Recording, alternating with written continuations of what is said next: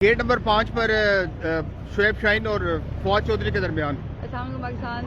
हम लोग खड़े थे, शुएब शाहीन जो है वो बात कर रहे थे, इंतज़ार कर रहे थे अंदर अदालत में जाने के लिए। तो अचानक जो है वो फवाद चौधरी साहब बल्कि जा रहे थे, वो वापस आए हैं। उन्होंने उनको मतलब मारा है और साथ ही बहुत ज़ोर से गिराया है। शुक्र अल्हम्दुलिल्लाह कि उनकी हड्डी नहीं टूटी, बहुत ही ज़ोर से गिरे।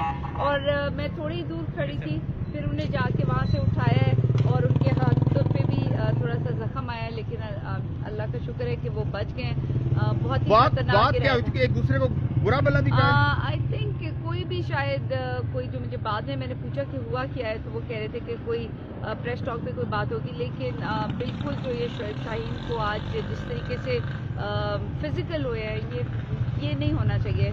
और शुक्र अल्हम्दुलिल्लाह कि शुएब साहब जो है उनकी कोई हड्डी नहीं थप्पड़ मारने से वो जमीन पे गिरे हैं। वो उन्होंने उनको बहुत जोर से फेंका है और वो काफी दूर जाके जो है वो गिरे हैं, मतलब सही, और बच गए हैं। यानी मौजज़ा है कि वो बच गए हैं, उनकी कोई हड्डी नहीं टूटी, अदरवाइज वो बहुत खतरनाक। क्या समझते हैं कि ये मर्डर अटेम्प्ट हो सकती है?